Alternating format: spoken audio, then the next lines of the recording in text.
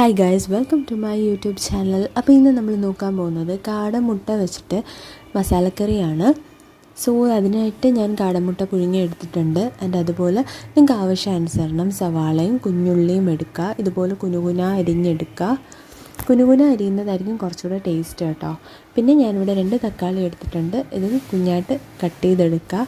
ഇത് ജസ്റ്റ് ഒന്ന് ക്രഷ് ചെയ്തിട്ട് എടുക്കുകയാണെങ്കിൽ കുറച്ചുകൂടെ നന്നായിരിക്കും. പിന്നെ ഞാനിവിടെ ഇഞ്ചിയും വെളുത്തുള്ളിയും അതുപോലെ പച്ചമുളകും ചതച്ചെടുക്കുകയാണ്.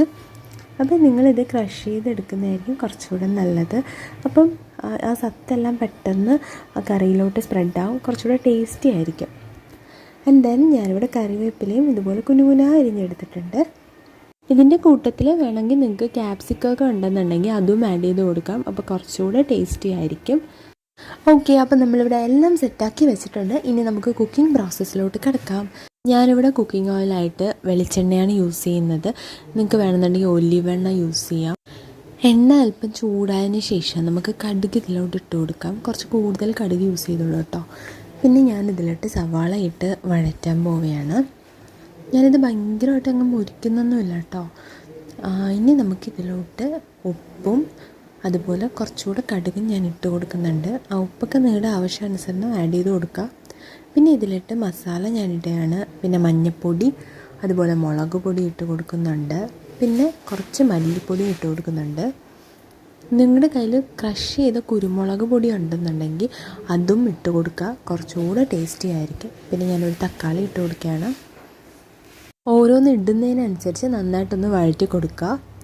ദെൻ നമ്മളിവിടെ ഇടാൻ പോകുന്നത് ഗാർലിക്, ജിഞ്ചർ അതുപോലെ പച്ചമുളക് പേസ്റ്റാണ്. ആൻഡ് ഫൈനലായിട്ട് ഞാനിവിടെ കുനുകുന അരിഞ്ഞ കറിവേപ്പില ഞാൻ ഇട്ട് കൊടുക്കുകയാണ്. നന്നായിട്ടൊന്ന് വഴറ്റുക. എന്നിട്ട് നമുക്കിത് വെള്ളം ഒഴിച്ചിട്ട് നന്നായിട്ടൊന്ന് കുക്കാവുന്നവരെ വെയിറ്റ് ചെയ്യാം. കറി ഇതിൽ കൂടുതലായിട്ട് നിൽക്കണ്ട, ഇതൊന്ന് വറ്റിച്ച് വരുമ്പോഴായിരിക്കും കുറച്ചുകൂടെ ടേസ്റ്റ്.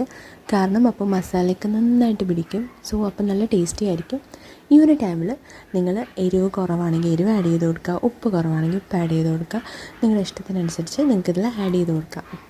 നിങ്ങൾക്ക് സ്പൈസി ഇഷ്ടമാണെന്നുണ്ടെങ്കിൽ നിങ്ങൾക്ക് കുരുമുളക് പൊടി ഇതിലോട്ട് ആഡ് ചെയ്ത് കൊടുക്കാം. ഓക്കെ, അപ്പം വെള്ളം ഏകദേശം വറ്റി വരുന്നുണ്ട്.